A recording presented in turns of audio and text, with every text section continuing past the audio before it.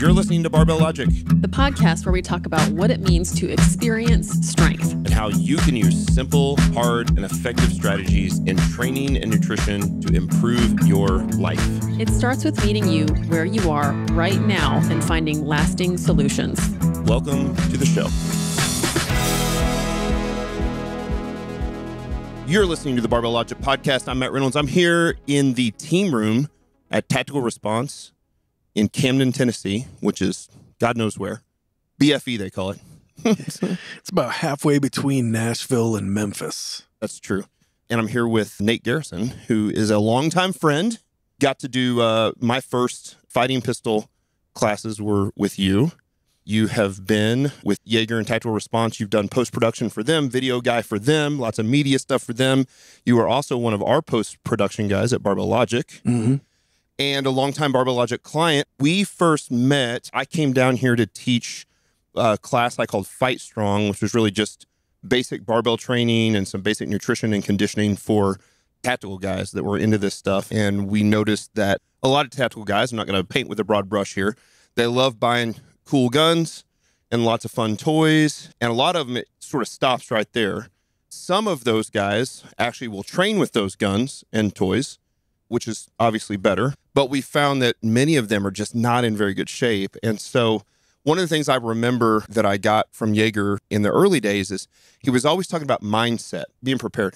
And the thing that you can do to really diffuse a fight more than anything is to be in a good place physically. Like, people don't come up and pick fights with me, oddly enough, when you're 275 pounds. And also when you have the, I think, mental capacity to be able to diffuse a situation.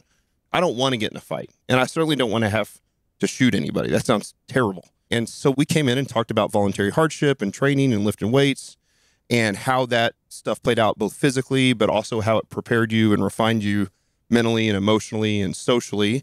And you really took to it. You lifted that day. You did great. We developed a friendship and became close friends right away. And so you've continued to train. So first off, thanks for being on the show. Thanks for having me.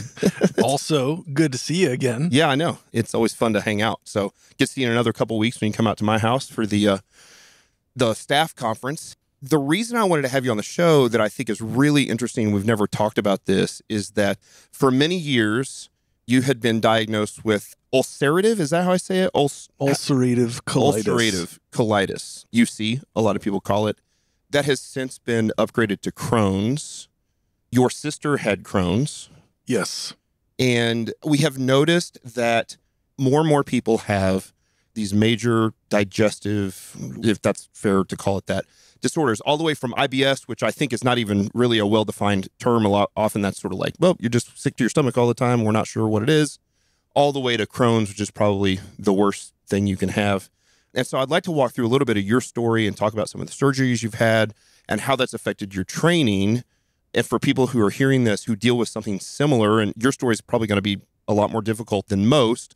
And so certainly, other people have dealt with this at a hard level. As a matter of fact, my old business partner, William McNeely, that owns Strong Gym with me, he had really intense Crohn's, had several blood transfusions while we owned Strong together, and struggled with it for sure. And so, it's certainly affected your training, times that you've been sick, and how we have to reset and how you have to train. You're also, I can't remember if I said this or not, you're a Barbell Logic client as well. Kim Cox is your coach. I don't know if you've tried Cox Sauce barbecue sauce as a cure for Crohn's. Word on the street is it might be. Yeah. I haven't, but I do have it in the fridge at home. That's good. So let's start here. Was your first exposure to this sort of thing, was it your sister? Was she sick before you ever had any sort of symptoms?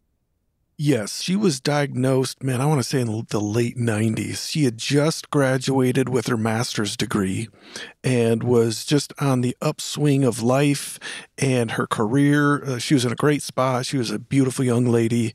And, then something went off the rails and she started to have all these digestive symptoms. I was busy at the time. I was doing college and, all the things that you do, working hard. And I knew that she was sick. I would go visit her in the hospital when she was in the hospital, and she would have surgeries and whatnot, but I wasn't really familiar with it. You know what I'm saying? Had she already been diagnosed with Crohn's, or was she also diagnosed first with UC or? It's been so long and I was so unfamiliar with it, it's hard for me to say. And here's, I guess, maybe why I would say this is important. Especially, if you're, a coach and you're dealing with a client that has an issue like that. I remember, fast forward years later, hundreds of miles later, 2:00 in the morning, and I'm laying in an ER room in Vanderbilt, downtown Nashville. And, my sister has since passed, but I remember laying there and feeling an overwhelming sense of guilt because there I was in bed. You're in a hallway until they can get you in a room, and it's late at night, and the fluorescent lighting, and you're just feeling miserable. You're feeling sorry for yourself. And then it finally occurred to me, this is what my sister had been dealing with. And as much as I cared about my sister then and tried to help then, it was impossible to understand how difficult and miserable it was for her until I myself went through it. For our listeners, was it Crohn's? You said she's passed. So she died of breast cancer. We didn't have any of that in our family history. She actually worked at the spine clinic at U of M Ann Arbor at the time. And so she had some of the best oncologists that were essentially her coworkers doing what they could for her. And it was an issue of trying to balance the harsh treatment for the cancer with not throwing her Crohn's into a tailspin that would just ultimately, right? And so it was a very tough balancing act. And unfortunately, she lost that battle.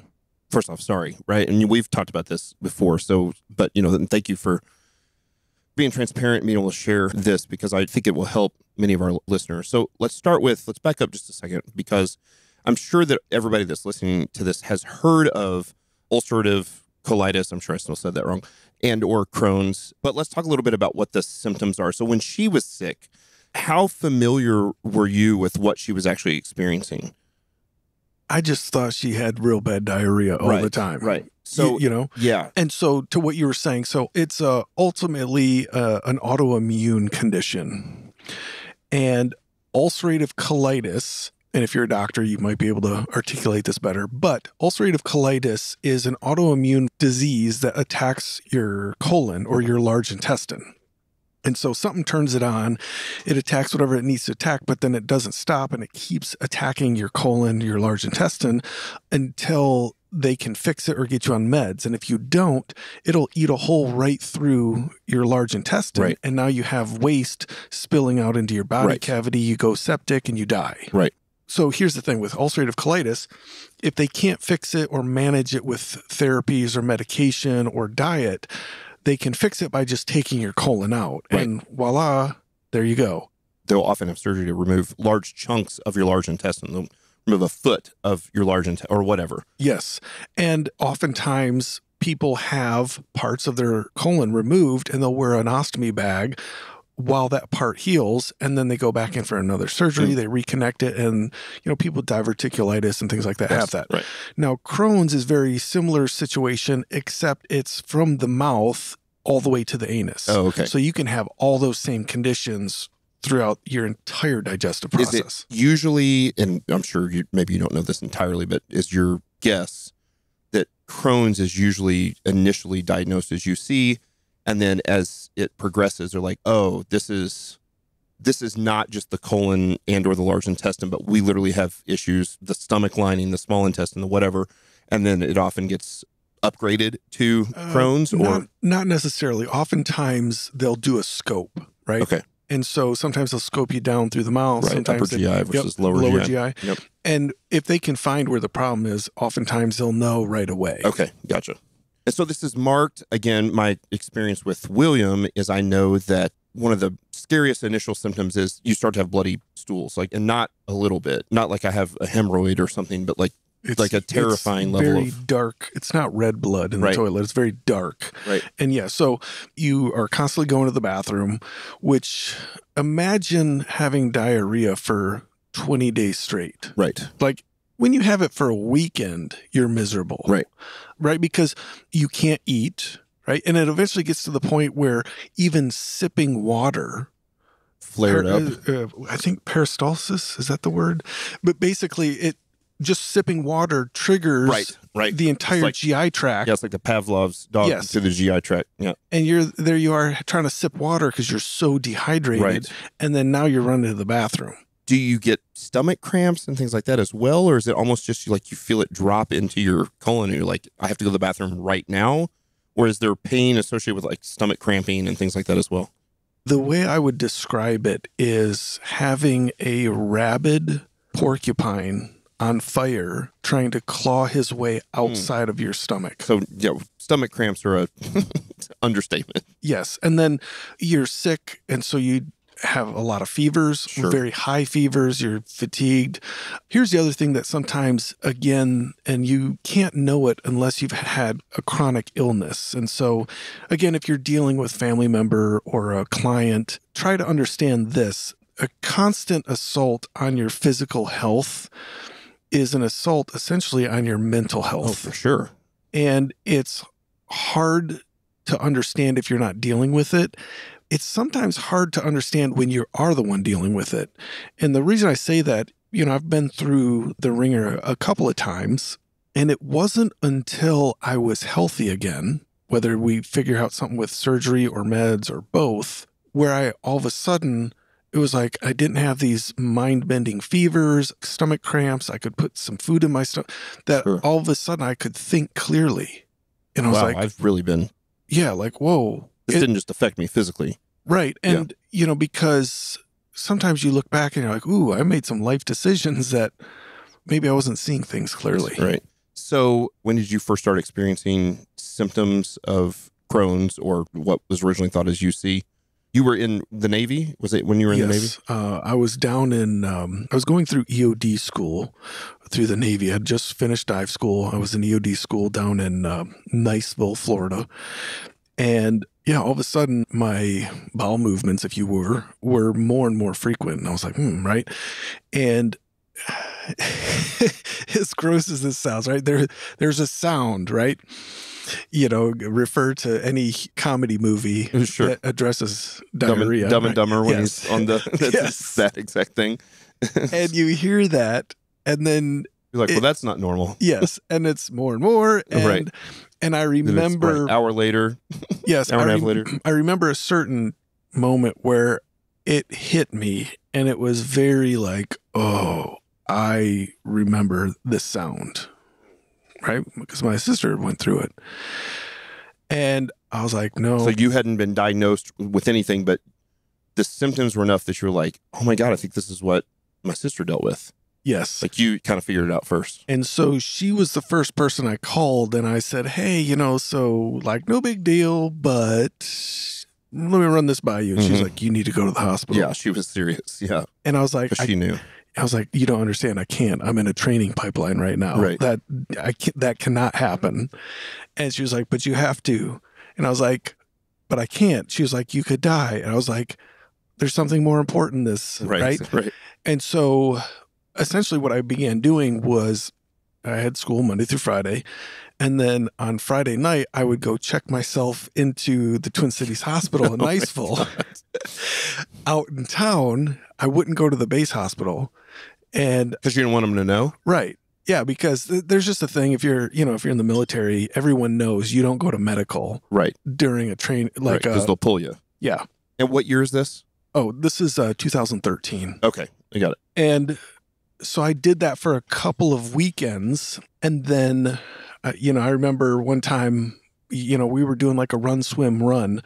And within the first quarter mile, I was from the head of the pack all the way to the back. And my roommate looks at me and he was like, bro, what is wrong with you? And I was like, I don't know. Something's not right. You're just shitting yourself running down the street. Like I couldn't keep up. I was miserable. I finished, right? But I beat some of the young new guys, but I was like, man, something is not right. And so this maybe is outside of the purview of the conversation, but in EOD school, when you take a test. Those are the bomb guys, right? Yes. EOD is we're disabling, I don't know what the word is. Explosive Ordnance Disposal. Right. Okay. It's like Hurt Locker. Yeah. Yes. That's exactly real. That was our good friend Mookie's in that movie. It is. Yes. So sorry. He can vouch for it, right? Yeah. So when you're going through the school, though, anything below 80% on a test is a fail. Okay. As it should be. Right. And so if you fail, you get rolled back and you risk getting dropped from the school. If you fail twice, that's a double tap. Like you can fail here and then 3 months later fail again. And they're like, psh, out. And forever out. Right. Out and out. And it took me 2 years to get my package through and approved to get into this school. Like, no, not doing it, right? Right. Everything. So literally when you said, I'm literally willing to risk death to get through this thing, like you meant it. Yes. And, and then obviously for Navy guys, we had already been through dive school, which was, there's a little bit of attrition that happens there as well. But here's the one thing that they tell you before you take a test. They say, okay, is there any reason anybody here doesn't feel like they should take the test today? Your dog died, your girlfriend broke up with you. It's a trick question. Right. No, no. But because, will they forgive you a little bit, or they're like, no, before they GTFO. Before you take the test, because if you say, you could be like, I've got a hangnail. You can be forgiven before you take the test, yes. But if you take the test and fail, then okay. Now, if you opt out of the test because your girlfriend broke your heart, then they will roll you back to the next class coming through. Okay. As soon as you get that test, you go out on that ordinance. There's no takebacks. You're on the wire, right? Got it. And so I struggled through a couple phases, and then I remember finally getting to this point where like I couldn't focus in class, and I was like, man, am I going to have to pull this card? Because you were so sick to your stomach? I mean, like literally all the time. Yes. Not worried about being sick to your stomach, but actually sick. Yes. And try to imagine reading a book, not like light reading, but a heavy book. And you have the urge, like you have extreme diarrhea urge. Right. How much do you think you could focus? It would be difficult. Yes. And now you're how do you comprehend this? You're comprehend Aristotle while having explosive diarrhea. Yes. It's difficult. Very, very. So I was going through this phase in that state, and I'm like, oh, geez. But if I say this, then they're going to send me to medical. Yep. Now, I had already been going out in town. I'd get IVs on the weekends and meds. But I just got to the point where I couldn't keep going the way I was. Sure. And I forget, I think it's like 10 months for the school anyway. And I was only like 3 or 4 months in. Oh, so you had I was like 75% to go. Yeah. It wasn't like, oh, I can just coast through to the end. And then even then, all the other services, when they finish at the 10-month mark, they're EOD techs. The Navy guys then go and they do another 2 months where they're now diving on ordnance, right? So you go through dive school, right, where they just beat you up underneath the water and make you hold your breath and poke you in the eye. Then you go through EOD school, and then after, they put it together. Right. So you learn how to dive on mines and look for limpets on ships. And super fun. Dive on mines. Yeah. Sounds like terrible. Not a great. So, okay, so I want to skip forward then a few years to 2016, 2017. So now you're lifting, you've discovered strength training. And I remember when this was a thing for you that was like, you knew your body had become weak from the disease. And so you're like, this is a way that I can start to regain that strength back. And you did a great job. You were into it. You did linear progression. You got strong. You had good form. You cared about technique. You weren't greedy with the weights. You made your 5-pound jumps like you're supposed to make. You were really a model client, and I coached you some on and off during that time. Sometimes you did it on your own. But you were great at it. But then you have your first flare-up post strength training. Do you remember what that was like and what it felt like to sort of have some of those, like either the first setback or some of those initial setbacks as you had started to get strong, and how that felt and how it sort of made you adjust training and sort of everything in your life? I know a lot of this, you were very careful. I remember talking about you would drink branched chain amino acids and hydrolyzed whey because it was, that hydrolyzed whey is sort of synthetically pre-digested. And so you're always thinking about from a diet perspective. I remember Will, it was the same way. He was very careful with his diet. You're trying not to eat anything that will cause a flare-up or inflame any. So there's sort of this like systemic chronic inflammation, right? If I understand correctly. And I know one of the big things that they give you when you go get treatment, the IVs, are steroidal anti-inflammatories, right? So it's prednisone, it's cortisone, you hear people say this all the time. They'll be like, oh, the doctor put me on steroids. Like, not those kind of steroids. Not only not those kind of steroids, literally the opposite. The opposite direction, That's right. They're literally catabolic steroids, not anabolic steroids. And so I remember you explaining to me, explaining the difference to me on our way to the range one time when we first You're met. I wish you hadn't told me that. I thought they were putting me on antibiotics. I thought this was going great. Like, why am I growing boobs and crying all the time? Well, because it's the opposite of what you're supposed to be on. So, yeah. So for real. So you're in this thing and you're back and forth with getting ill, getting treatment. And were you out of the Navy by that time, by 2016? In fact, I'll say this. So I got really, really, really sick the first summer when I was working here at Tactical Response. Okay. I was in the hospital for about 28-ish 14, days. 15? Summer 15. Okay. And they put me on like TPN, PICC line, all sorts of things, but I kept all my organs. Right. They sent me home, but I was such a weakling. And that's when I first met you because you'd come out to do that. And I was still too weak to take your Fight Strong class that you were doing. Yes, that's right. And I think you actually listened to the lectures and took notes, but couldn't really go to the gym and do anything. And the one thing that piqued my interest about it was I was huge on body weight exercises, right? Just because I knew I didn't know what I was doing in the gym.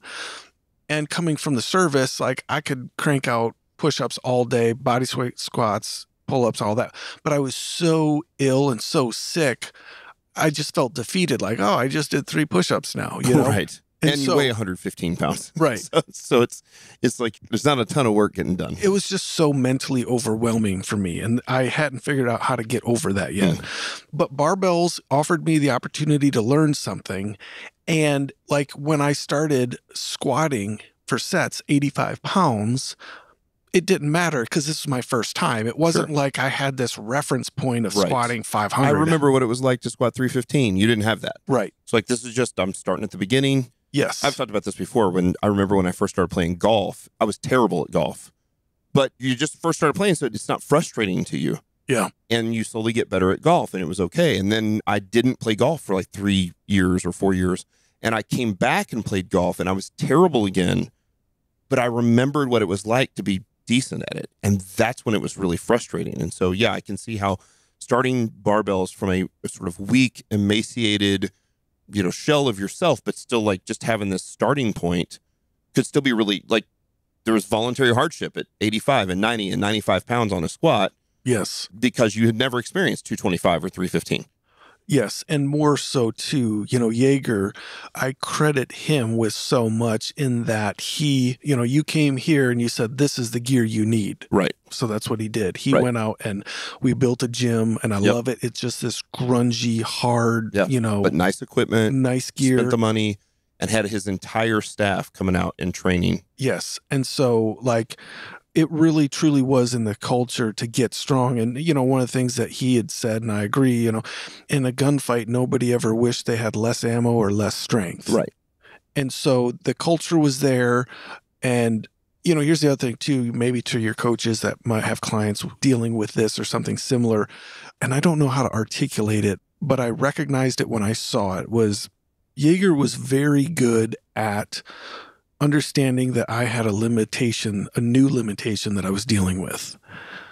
And he was very patient, but he never was, I don't want to say condescending. He never coddled me. Yeah. Like he knew like, okay, this is what Nate can do to perform. Sure. And he expected like one notch above it. Yeah. Right. He set that expectation. To toe the line. Yes. And it did wonders for me physically, but also psychologically. Sure. Yeah, to not give up on yourself and say, like, I'm an invalid, I can't do anything. And so over the years, walk me through your surgeries. You've had a handful of surgeries. So I started out, I want to say a year later, it was September or something like that. Late summer of 16, I started having problems again. Now, part of this could be maybe I'm a little mentally hard-headed, but there was a part of me because I came from a hard, just physically hard, mentally hard, obstinate, piss and vinegar personality and career. And to accept that there was something wrong with me, like, no, this is just something I'm not doing. Like, I'll just take a knee here for a second. I'll be all right.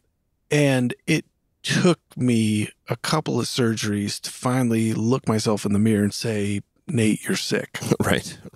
And so in summer of 16, I got really sick again. And I think I might have gotten sicker than I should have because I took forever to go to the hospital.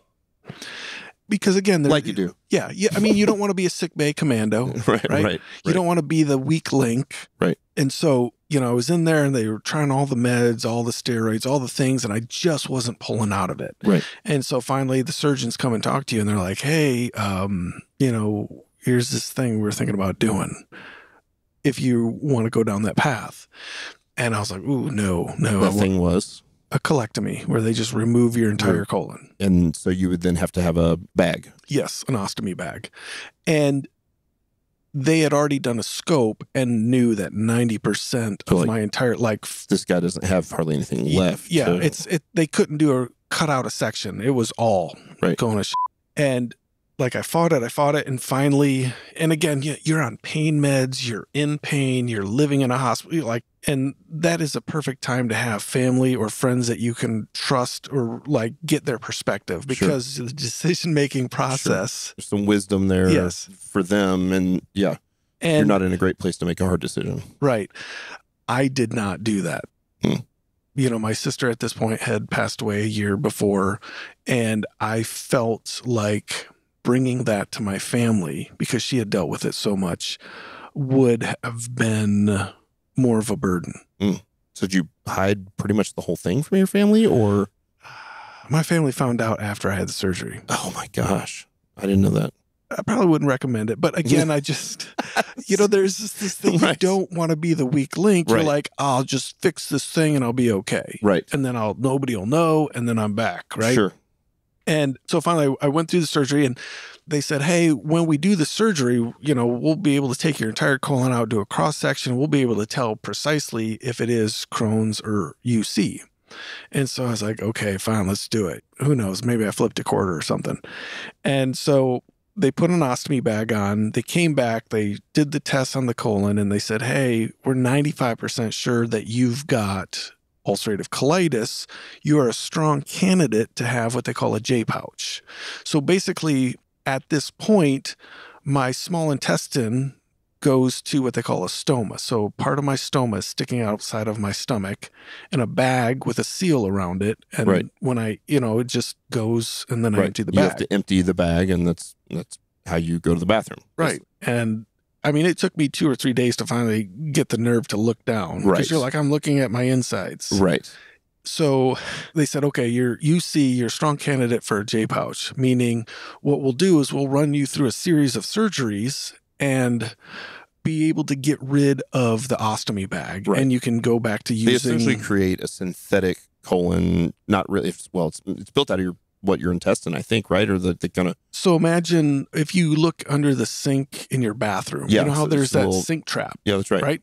So they essentially take your small intestine and they make like a sink trap. Put a bobby pin on it. Yep. You just reach up in there, pull the bobby pin out. And then the bottom of the sink trap, where you have that little bolt, that's what connects to your butthole. Yeah. And now you can use your butthole again. Right, there you go. And there's no ostomy bag. And we're all big fans of the butthole here at Barbell Logic. So essentially you're just like, anything to get rid of this bag, sign sticking me out of my side. Sure. Because you're just like, how am I supposed, I came from, my dream at the time was to always make it back down to Florida, get back into spearfishing, free diving, all the things. And you're training kind of throughout this. So when you're healthy, for sure, you're training, you're getting strong. I mean, whatever, you're squatting in the high 200s, 300s, somewhere in that ballpark. You're deadlifting in mid to high 300s, somewhere in that ballpark. Or yes, I would when you're healthy. There. Yes. Okay, so butthole is now working. Yes, right. Well, not yet, but we're going to get the butthole working. Right. So, but when they do the surgery, they make like a 6 to 8 inch cut from below your belly button past your belly button, and then what? Because they got to get their hands in there to rip your guts out. So, but you've already got a hole there because the J pouch is there. Yes. Is this a completely separate incision, or do they use that same incision and expand it? Correct. So I have a vertical scar from basically the top of the mound to right above the belly button. Right. Okay. Got it. And then a couple inches to the side, you've got a hole horizontal where my stoma comes out. Right. Okay. Got it. And so obviously when you've got staples and this, when you've had your guts cut open, everything, you're like, I can't do anything. I can't sit up in bed. Now I can sympathize with this because I've had 5 hernia surgeries my gallbladder removed, and my appendix removed before they did it lapro style, back when they cut you up. And I've had work done on my butthole once. I remember that. I remember that story. So, you know, I'm not trying to say I've had Crohn's. I definitely have not. But I've had some butthole work done. I've had, you know, when famous Hollywood actors and actresses, they're like, is that person had work done? They're talking about plastic surgery in the face. That's what they say when they see my butthole. They say, he's had some work done. And I say, you're gosh darn right, I have. Did you get them to bleach it while they were in there? Yeah, of course. Oh, nice. It's pristine. Bougie. Yeah, of course. Okay, so okay. you got a vertical scar, you got a horizontal. So they're going to go in and do the J pouch so that you can get rid of this bag, so you can have some sense of normalcy again, even though it's not quite normal. But that's the plan. So training post surgery. Yeah. So basically, what they said was, "Hey, don't do anything for 6 weeks because you need this incision and the staples to heal." Which, by the way, is probably good. Like, we get this a lot, right? Where first off, I, as the CEO of Barbell Logic, would never tell you to go against your doctor. Yet we know generally that doctors and physical therapists, generally, painting with a broad brush, tend to be overly conservative. We live in a litigious society. They deal with a lot of sick people. They deal with completely out of shape people. They deal with old people. And so they tend to be overly conservative. But when your surgeon says, hey, just don't do anything for 6 weeks so that you don't blow the staples out, you know, yeah, let's listen. I mean, in the grand scheme of things of lifting over the course of decades, 20, 30, 40 years of lifting, 6 weeks is a drop in the bucket. So you can actually listen. Okay, so the first 6 weeks post-surgery is nothing. Right. And so, you know, 6 weeks plus 1 day, there I was in the gym. Mm-hmm. And I reset my squat back to 95 pounds for working sets. And the first time I did it, I think I got to the second working set of 5. And I was like, that's it. I'm done. Sure. I don't have a third set in me. Sure. Just exhausted and just, didn't have the capacity. And like I said, I've got this 6-week-old incision. Sure. And I also have this bag full of poop.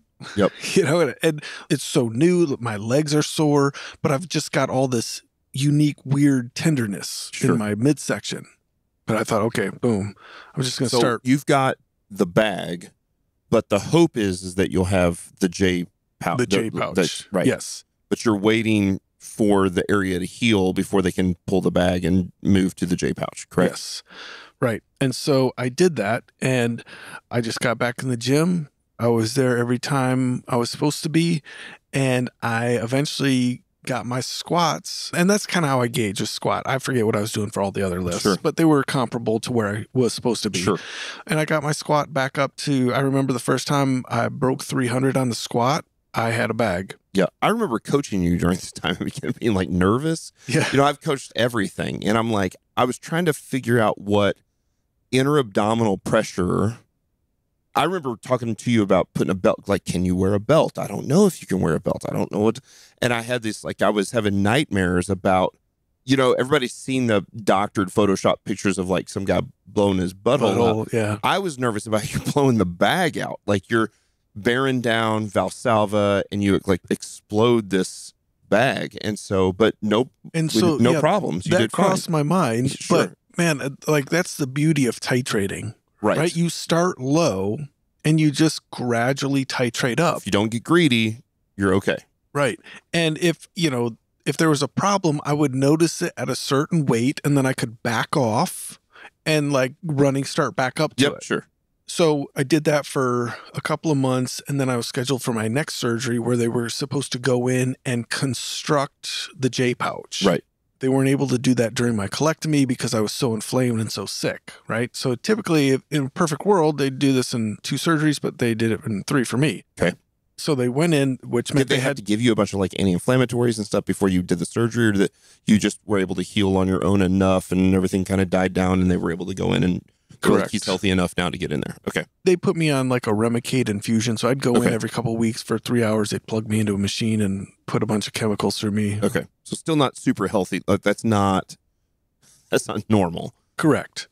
But I'll say this. So I remember waking up from my surgery where they constructed the J pouch, and the surgeon, she came in and she said, "What have you been doing?" And I said, "What do you mean?"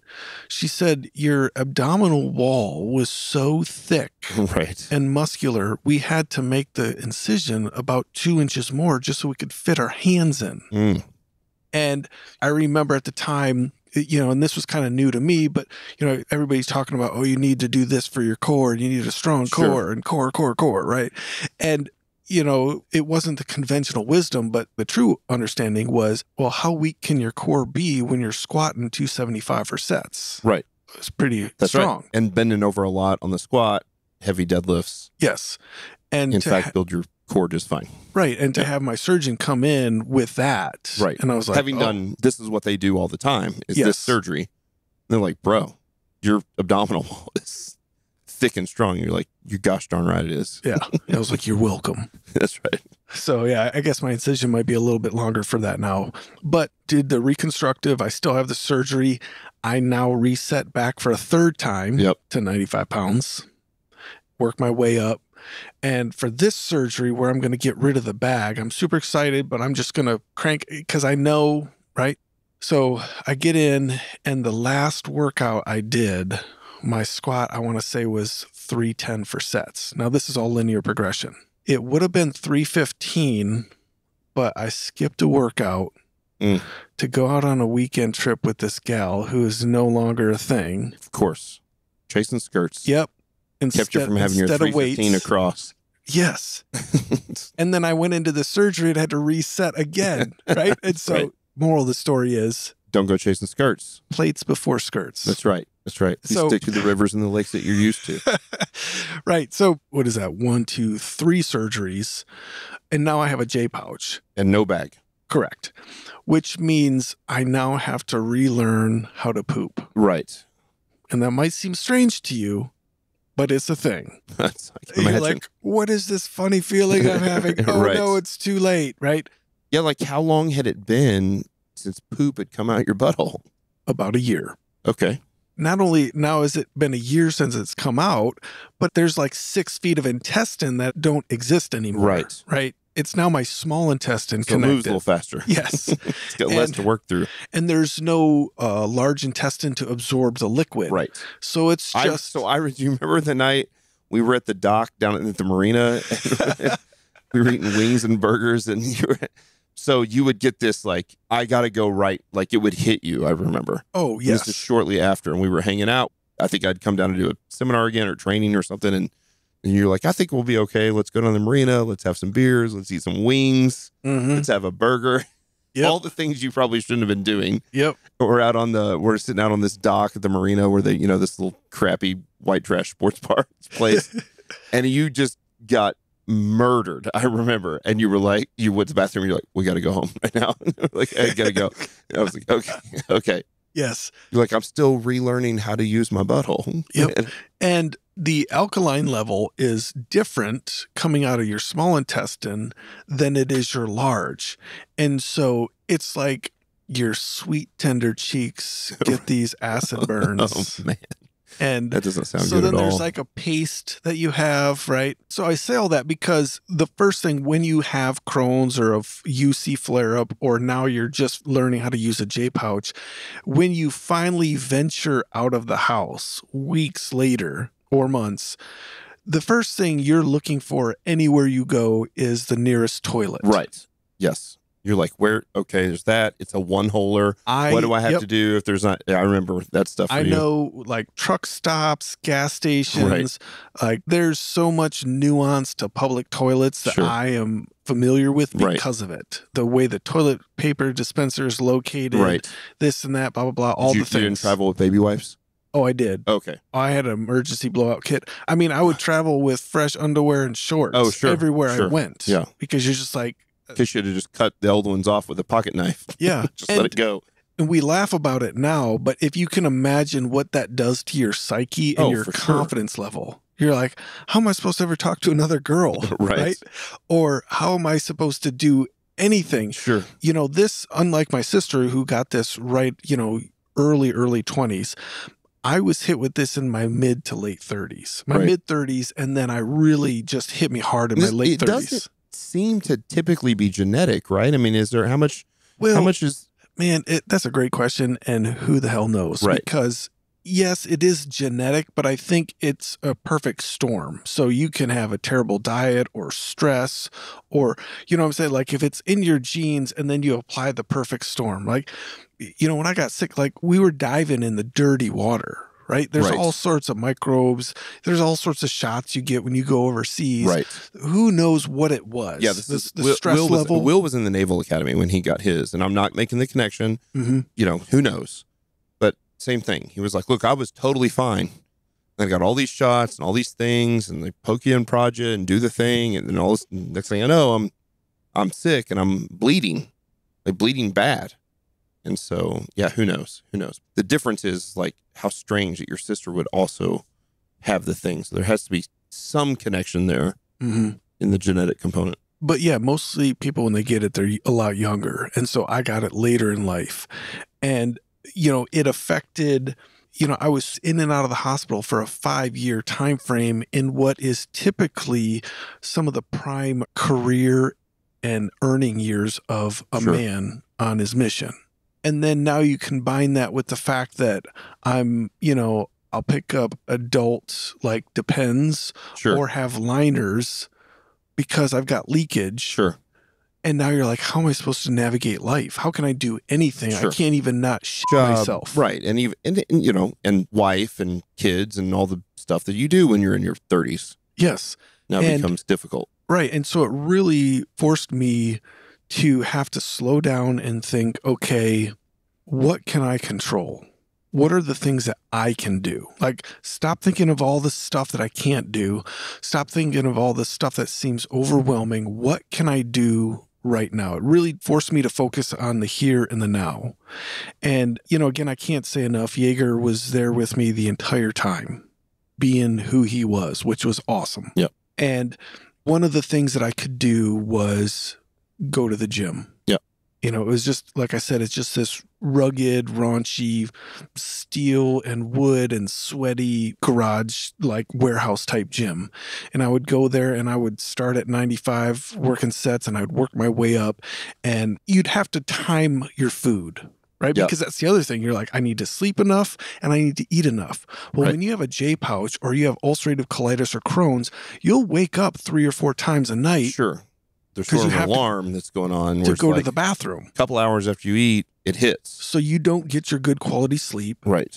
You have a hard time getting enough calories.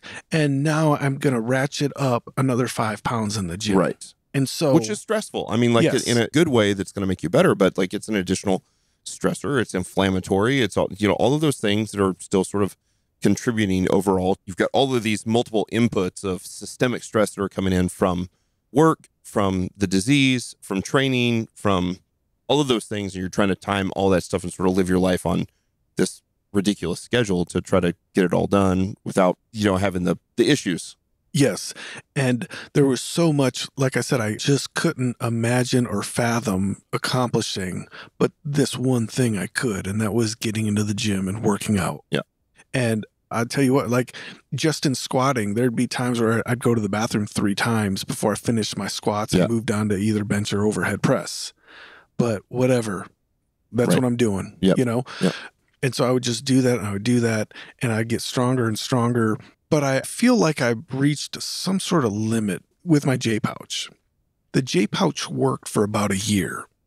And then all of a sudden the wheels started falling off. And it was happening at the surgical site. And that's when they eventually was kind of like, we think it's more Crohn's-y. And I remember thinking, wait, Crohn's-y, is that a word? Like you're a doctor, I'm in a hospital? You told me it was colitis. And now you're saying Crohn's-y? Like, does anybody here know what they're talking about? And so I'm in the gym and I'm lifting, and sometimes, and I don't know how true this is, but they'd be like, you need to save your energy to heal. Right. And I was like, no, I need to be in the gym, right? Right. There was no relation, but eventually it got to the point where my doctor called me and he said, hey, I think we need to do a diversion surgery.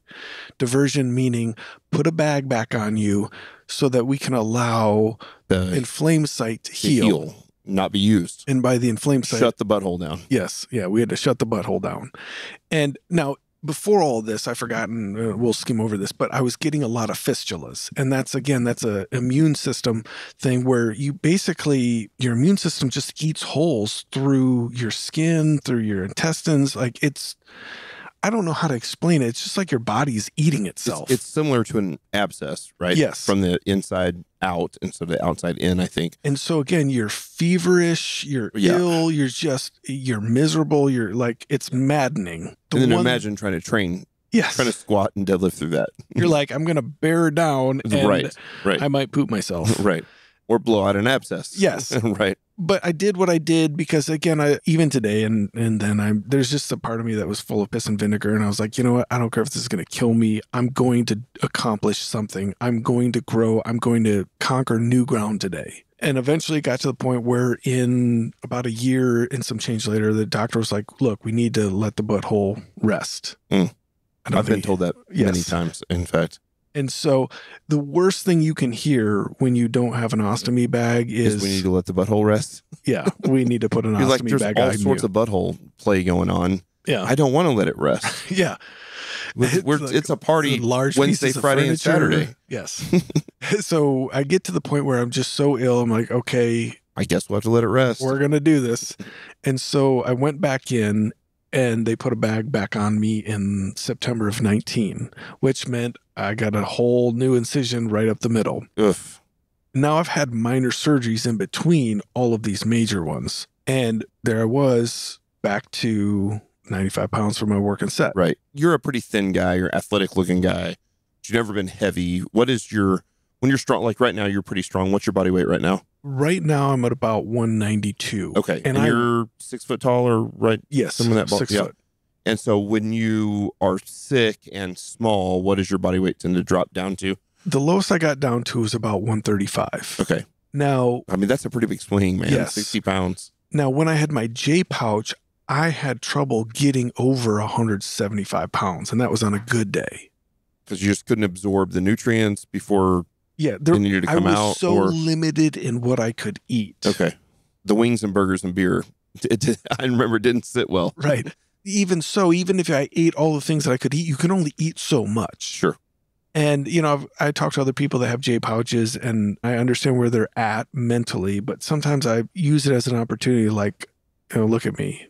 Look how healthy I am. I eat anything I want on the menu. So hold on. So so for people, because we haven't really, so where you're at now is you've had a bag now for several years. Yes, since 19. You're the healthiest and probably, for lack of a better word, the freest I think I've ever, since I've known you in early 2016. You eat what you want. You are very meticulous to care for the bag and make sure you plan but it's not like you don't get hit like you did with the J pouch. You can just time things correctly and make sure that every several hours, whatever it is, that you can empty the bag and you've got time to sort of clean it out and wash everything. And you're very hygienic. I remember you came and stayed with us. We have a neighborhood pool in the HOA. You're confident. You walk out, you wear your swimming trunks and no shirt, and you get the bag, and you're like, I don't care. This is who I am. And you just, there's a confidence piece there. There is. But let me tell you, the first time I experienced that, I remember one time Jaeger came back to my office and he was talking about something, and my ostomy bag was hanging out of the bottom of my shirt. Now, I've got ways I can wear it. Nobody ever knows. Sure. But when I'm just hanging out with friends, whatever, just let it hang. And he said, hey, your bag's hanging out. Kind of like the way you would say, hey, you got spinach in your teeth. Sure. Just, right? Get a little booger. And I looked down and I was just like, I don't care. It's fine. Yeah. It was just my knee-jerk reaction, like, no biggie. But whatever I did in the gym that day was a PR.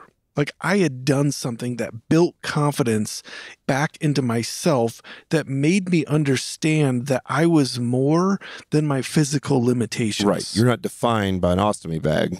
Right. Like, you just hit a PR, motherfucker. Like, this is not right.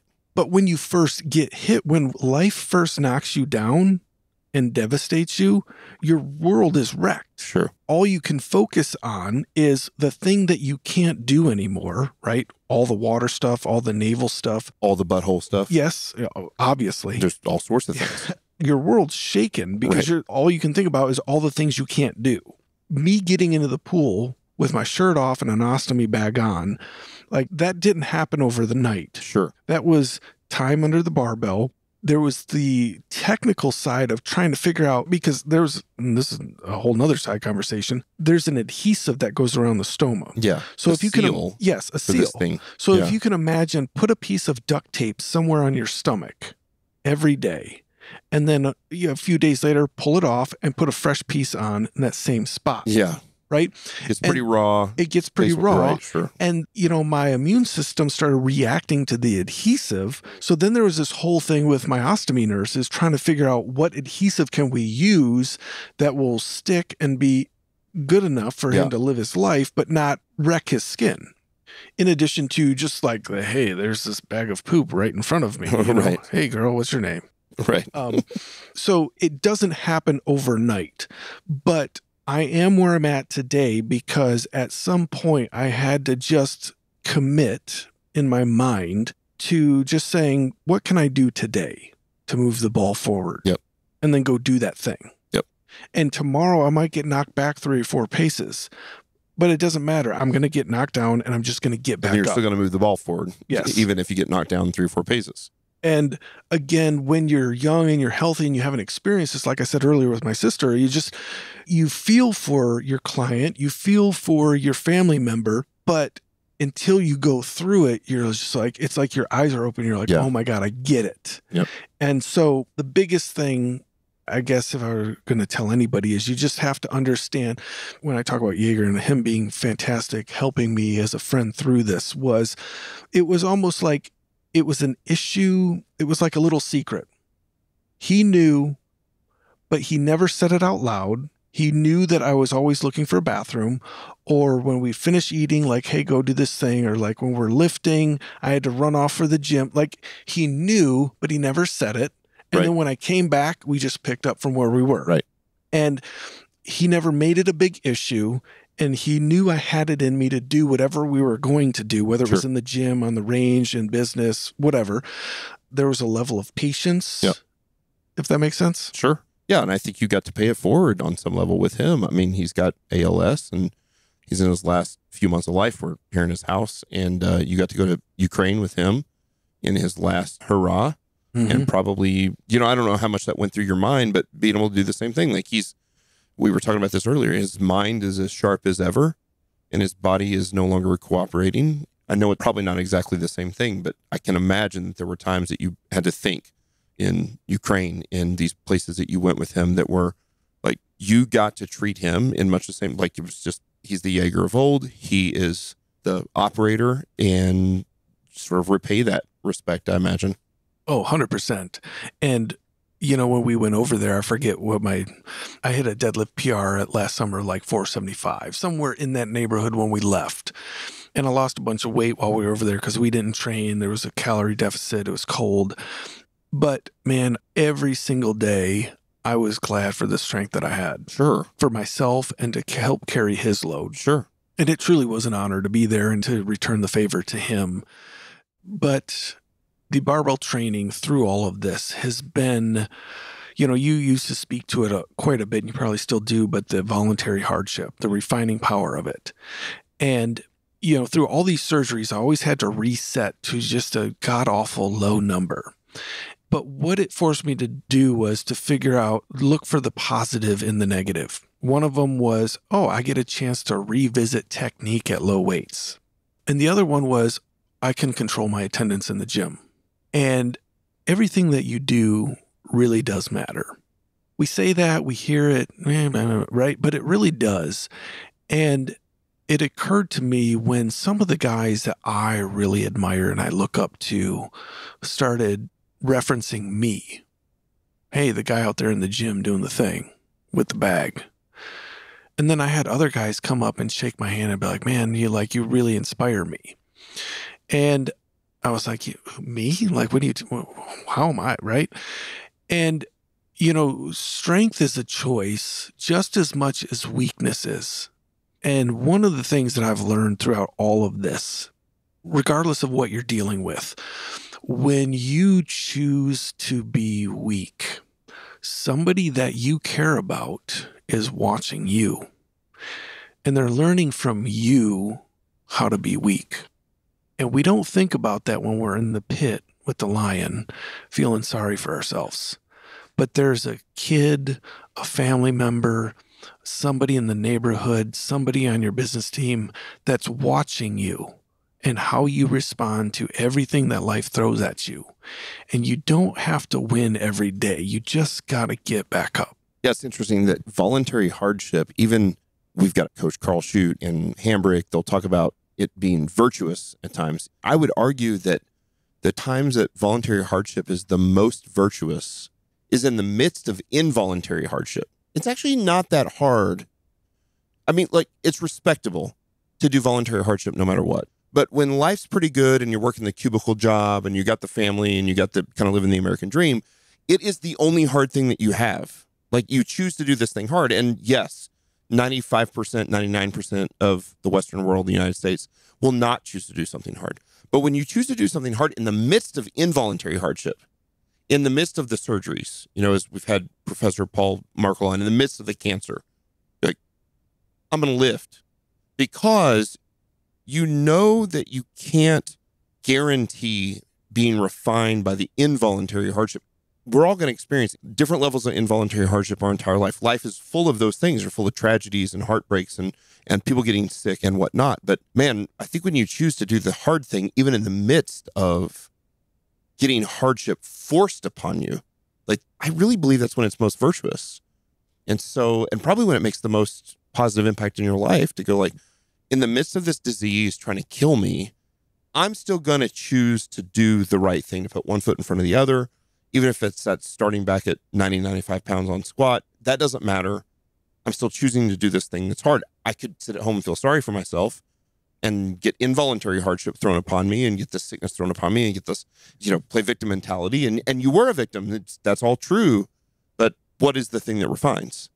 And so I've really appreciated your friendship, your model as a client for us at Barbell Logic, to choose to do this hard thing in the midst of involuntary hardship, in the midst of being sick. And I think, you know, I think your sister's looking down and proud.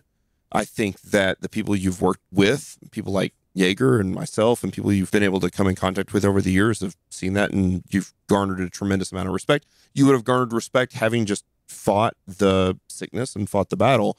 But the way you fought it, with courage and by choosing to do these hard things on top of the hard things that were thrown on you, I think is really respectable. And so thank you for telling your story. Thanks for being transparent. That, you know, I think there's a ton we can take away here for people who are just lifters. We often will tell these stories, like, most of us will never have to deal with anything this tough. Some of us will. It's sort of one of those, you know, hashtag what's your excuse sort of thing. And I know it's not why you came to tell your story, but likewise, I think there are things to be gleaned and we can take from this as coaches to understand how to encourage our clients when they deal with hardship, involuntary hardship, when they deal with tragedy, when they deal with sickness, when they deal with whatever that is, to be able to encourage our clients to, like, it still matters to go out and do this thing. Like, doesn't mean you have to go out and chase PRs all the time. Sometimes the PR is the consistency, like you said. It's the attendance. Yeah. It's the showing up every day, even when you're sick, even when you have to run to the bathroom 3 times in the middle of the workout. It matters. So in the end, you get to look back on that time period and go, that really sucked, but, like, I still chose to do the virtuous thing. And for you, you know, that was choosing this voluntary hardship. I think that's really cool. For sure. Dude, thanks for being on the show. This has been a great story. It's been always super inspirational. I love, you and I have talked about this several times, but it's great to kind of put it all together in an hour and be able to talk through this stuff. So thank you guys for listening to the Barbell Logic podcast. Again, thanks, Nate, for being on the show. Nate, again, does such tremendous work for us as a post-production video guy. If you've seen the quality of our videos, both Nate, we've got another post-production guy, Seth, they do a tremendous job for us. If this show has brought you value, we would love a 5-star review on Apple Podcasts or Spotify or wherever you listen to your podcasts.